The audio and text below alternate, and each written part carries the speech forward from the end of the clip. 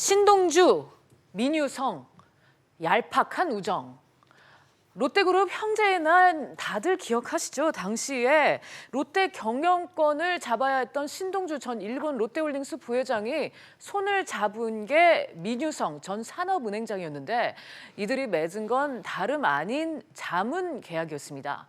신동빈 회장과의 수싸움을 위한 책사로 민유성 전 산업은행장이 고용됐던 것인데 하지만 그 우정도 잠시 이 둘은 107억 원 소송전에 돌입하게 됐던 겁니다. 변호사님, 이 107억 소송전 왜 벌어진 건가요? 그러니까 이게 원래 이제 그 롯데가의 후계 구도와 관련해서 일본은 신동주 부회장에게 이제 주는 것으로, 그리고 또 한국은 신동빈 회장으로 이렇게 후계 구도가 정해졌었습니다. 원칙적으로는.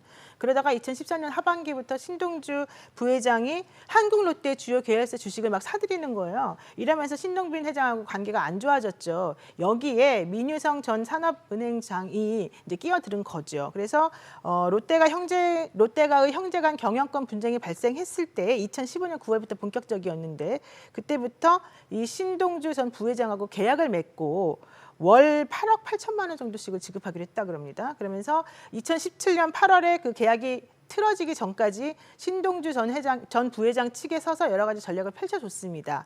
그랬는데 기본적으로 일방적으로 사실은 신동빈 회장의 승리로 이 형제의 난이 좀 끝이 나는 모양새를 보이면서 둘 사이 관계가 틀어졌고, 그래서 이 민유성 씨 측에서는 우리가 맺은 계약이 사실은 끝나지 않았는데 일방적으로 신동주 전 부회장으로부터 계약 해지를 당했다. 그러니까 계약이 유효함을 전제로 해서 나에게 밀린 자문료 107억 원을 달라라고 한 소송을 내게 된 거죠. 그렇군요. 그러니까 교수님, 이 자문료 덜 받은 게 있으니까 빨리 내놔라 이거였네요. 예, 그렇습니다. 네. 이게 자문 계약이 2015년부터 한 3년 계약을 해가지고 총 자문 계약해서 받아야 될 돈이 280억입니다. 네. 그래서 지금까지 받은 돈은 180억은 받았고 덜 받은 107억을 내놔라고 이제 소송을 냈는데 오늘 법원에서 판결은 70%, 75억을 주라고 그 신동주 회장이 이제 민유성 전 회장에게 주게 되었습니다.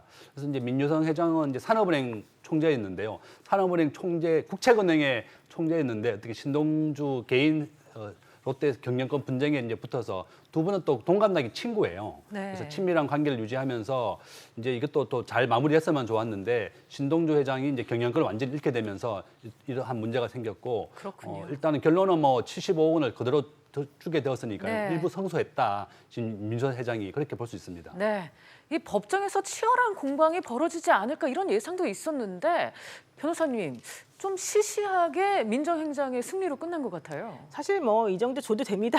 왜냐하면 제가 이런 말하기 좀 뭐하지만은 당시에 이제 민유성 씨가 얘기한 것은 뭐냐면은 롯데 지주 설립을 미리 예상을 하고 2017년 8월 말부터 9월 초까지 주가를 예측하면서 주식 매수 청구권을 행사하도록 신동주 전 부회장에게 본인이 조언을 해주었고, 그것으로 인해서 전 부회장이 7,400억 원이라고 하는 시세책을 얻었다는 거예요. 그러면 7,400억 원을 벌게 해준 나에게 자문료를 일방적으로 주지 않기 위해서 계약을 함부로 해지하는 것을 받아들여 줘야 되겠냐. 이게 바로 그 민유성 대표가 했던 말이었거든요. 네. 오늘 이제 그 재판부에서도 그러한 점을 받아들였던 것으로 지금 보이고요. 그래서 70% 정도인 75억 정도를 승소하는 금액으로 지금 안겨준 것 같습니다. 네, 이번 소송을 계기로 해서 또 뜻하지 않게 형제의 난 당시에 일어난 내막도 일부 알려졌는데요. 교수님, 신동빈 회장이 법정 구속이 되는데 결정적인 역할을 한 프로젝트가 있었다고요? 예, 저도 놀랐습니다. 2시간 동안은 민유성 전 대표가 오늘 법정에서 얘기했는데요. 네. 그 프로젝트 이름이 프로젝트 L입니다. M. 프로젝트 L. 롯데 L. 네. L 했는데요. 2시간 동안 설명을 했는데 이제 자문 계약을 맺고 난 다음에 신동빈 회장의 경영권을 뺏고 신동주 회장의 경영권을 쟁취하기 위해서는 신동빈 회장을 법정 구속을 시켜야 되는 거예요. 그래서 도덕성과 그동안의 잘못된 행위에 대해서 언론에 노출을 하고 또 법정 고발도 하고 네. 또 보니까 롯데 월드타워가 면세점도 떨어졌거든요.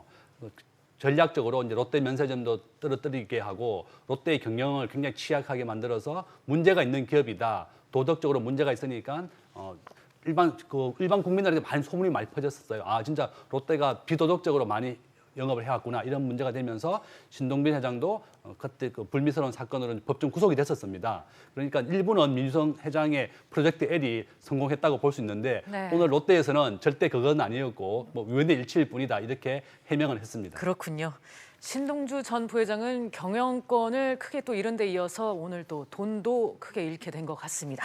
그럼 마지막 이슈로 넘어가겠습니다.